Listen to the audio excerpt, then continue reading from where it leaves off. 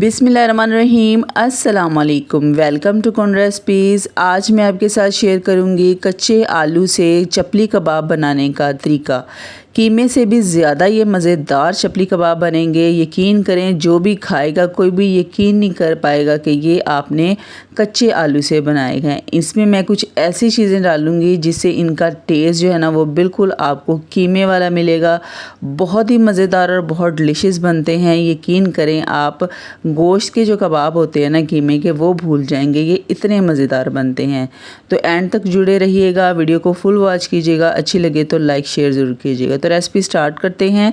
4 अदद आलू लिए थे, इनको मैंने चॉपर में चॉप कर लिया था। चॉप करने के बाद जो है ना इनको खुले पानी के साथ धो लेना है और धोने के बाद जो है ना अच्छी तरह से निचोड़ के फिर आपने इसको एक बाउल में डाल लेना है। अगर चॉपर ना हो तो आप आलूओं को कद्दूकश भी कर सकते हैं। और इसी तरह से 2 अदद प्याज लिए थे, इनको भी मैंने चॉप कर लिया था। इनको आप कद्दूकश भी कर सकते हैं, ठीक है।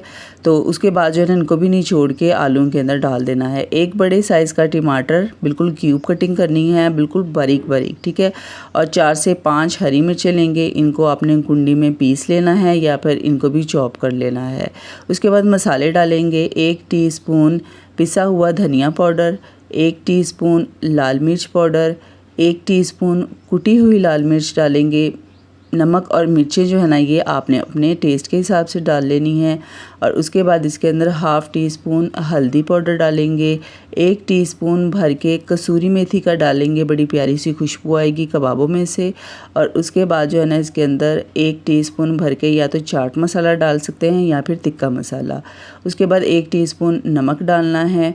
1 टेबलस्पून साबुत धनिया, इसे हाथों के साथ अच्छे से क्रश करके डालना है। थोड़ा सा चिकन पाउडर भी डाल सकते हैं गोश्त का टेस्ट लाने के लिए। उसके बाद 1 टेबलस्पून इसके अंदर बेसन डालेंगे और 1 टेबलस्पून ही चावलों का आटा। बेसन का यूज़ जो है ना वो हम आगे चल के अगर ज़रूरत पड़ी तो मज़ीद करेंगे, क्योंकि बेसन डालने का मकसद जो है ना वो आलूओं को जोड़ना है कबाबों को, ठीक है, ताकि कबाब जो है ना ये टूटे ना फ्राई करते वक्त। तो मैंने इसके अंदर टोटल 2 टेबलस्पून जो है ना बेसन डाले थे। उसके बाद जो है ना इसको अच्छे से मिक्स कर लेना है। पानी का यूज़ बिल्कुल भी नहीं करना है, क्योंकि जैसे ही हम मसाले डालेंगे ना तो आलू और प्याज़ों में से जो पानी है ना वो हल्का हल्का सा निकलना शुरू हो जाएगा। और एक चीज़ का आपने बहुत ख़ास ख्याल रखना है कि ये जो बैटर है ना ये तैयार करने के बाद इसको आपने रखना बिल्कुल भी नहीं है। फ़ौरन से जो है ना कबाब बनाना शुरू कर देने हैं, ठीक है, क्योंकि अगर इसे रखेंगे तो ये बैटर जो है ना बहुत ज़्यादा सॉफ्ट हो जाएगा और इससे जो कबाब है ना वो अच्छे से नहीं बनेंगे, टूट जाएंगे कबाब, ठीक है। तो कबाबों को शेप जो है ना वो आपने अपने पसंद के हिसाब से दे लेनी है, जैसे चपली कबाबों की शेप होती है, ठीक है। तो इनको जो है ना हमने साथ साथ बनाते जाना है और साथ साथ इनको फ्राई करते जाना है, ठीक है। बना के आपने इनको एक साइड पे बिल्कुल भी नहीं रखना है।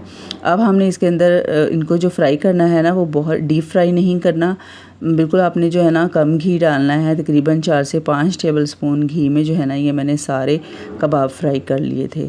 और फ्लेम जो है ये आपने थोड़ी सी लो ही रखनी है, ताकि आलू जो हैं अच्छे से अंदर से टेंडर हो जाएं, गल जाएं, ठीक है। ऊपर आपने चम्मच की मदद से जो है ना हल्का हल्का सा घी डाल देना है, गरम घी डाल देना है, ताकि ऊपर से कबाब जो है ना अच्छे से स्टिकी हो जाएं। तकरीबन 3 से 4 मिनट लगेंगे ये कबाब फ्राई करते हुए।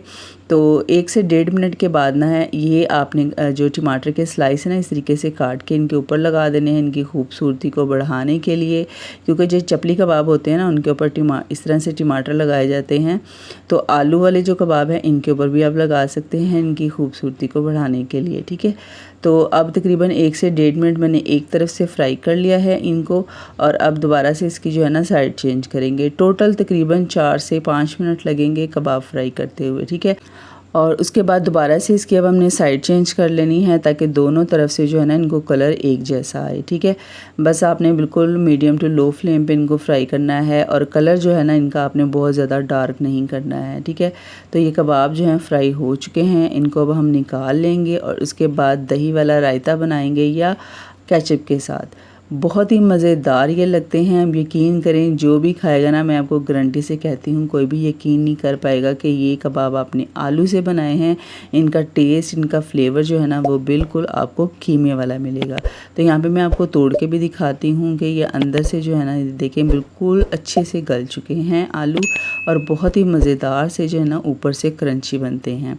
तो मुझे ज़रूर फ़ीडबैक दीजिएगा। इंशाल्लाह ऐसी ही मज़े मज़े की रेसिपीज़ के लिए चैनल को सब्सक्राइब करके बेल नोटिफिकेशन को ऑन करना मत भूलिएगा। मिलते हैं नेक्स्ट वीडियो में। अल्लाह हाफिज़।